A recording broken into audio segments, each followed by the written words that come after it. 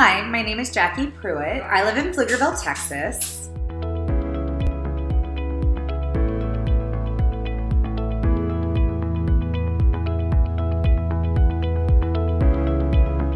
It is a suburb of Austin. It takes about an hour to get to the closest shoal. There's only one kosher market in Central Texas, and it has a little deli counter, and that's the only kosher restaurant. I grew up in South Florida where there's a massive Jewish population. If you want something to do that is Jewish, it's like pick from life's buffet, whatever you want, we have a thing to fit your need. And so when I went to school, I went to Stephen F. Austin State University in Nacogdoches, Texas, which is like 2.5 hours from Houston, about 2 hours from Shreveport, Louisiana. Its nickname is Naca Nowhere because it's in the middle of nowhere. I thought I wanted to major in directing. There were only 18 schools in the nation that had directing as an undergrad emphasis. SFA was one of them. For financial reasons, it just made sense. It also never occurred to me that I would be a true minority out there because I'd never been one. And then all of a sudden you're dropped in the middle of nowhere, Texas, and you have to figure out, because everyone's asking you, what does it mean to be Jewish? Hey, do you want to go to the Baptist Student Ministry? We're having pizza. And I just, without thinking, would say, oh, thanks, but I'm not interested, I'm Jewish, as a way of explaining, now leave me alone. I'm never gonna go with you to this. But what that did was all of a sudden I had an identifier, and I was the first Jewish person something like 80% of these students had ever met. When you've never met someone of something before, what ends up happening is when you go to these parties, oh, he's gay, she's Jewish, and I was out at an off-campus party, and someone I had never met found out I was Jewish. And he was this really big guy.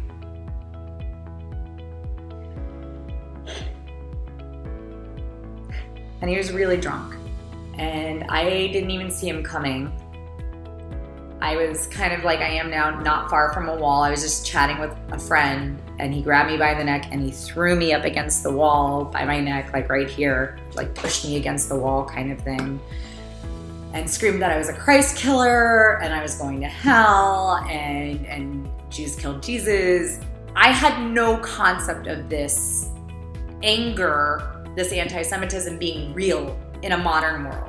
And then when I graduated and I got to go to New York, and I got to work on Broadway doing special events development fundraising. I love New York, but then the recession hit and there were no jobs. I couldn't get a job anywhere. I tried for 9 months. And so I went to where the jobs were. And Austin area was the only place in the United States back then that the economy was actually still growing. It wasn't just like holding, it was still expanding. And I chose Pflugerville because it's one of the most diverse cities in Texas for a population of its size. But all that being said, there is no active Jewish community within the city limits of Pflugerville. You have to go to Austin if you want any kind of meaningful Jewish community experience. When I have my children, we do Shabbat every week, at least at our Friday night dinner table, and we have our own modern ritual for it because I have little kids. So a couple of years ago, there was a shooting at a synagogue in Pittsburgh, and that shooting really hit me in the gut. And it brought back a lot of the fears I've been carrying since college. I never put holiday decorations that are expressly Jewish outside of my house.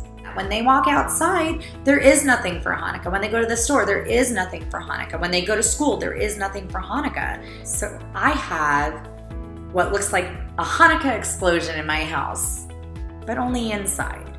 That's not for the outside, even though it's designed to be able to go outside. Because all it takes is one person to hurt me and my kids. So one more challenge I had was when my son was born. In fact, I only found one mohel, and it was very expensive to have him come work with you because obviously you don't know exactly when babies are going to be born. And so he insisted that if you were from outside of Houston, which is where he was, that you would have to buy him the plane ticket in addition to his like $800 charge. So finding a doctor that will do a circumcision out of the hospital, because most of them were willing to do it while we were still in the hospital, which would have meant having to do the circumcision before 8 days, it would have had to have been within 24 or 48 hours of my son being born, was almost impossible. One of the more senior nurses who had been taking care of me goes, listen, I know this doctor, he does do them in his office. We get there the day of, and this little old lady, she had the biggest cross you've ever seen. And that's how my son had a bris. When you do find out how small the Jewish community actually is, you realize how precious it is.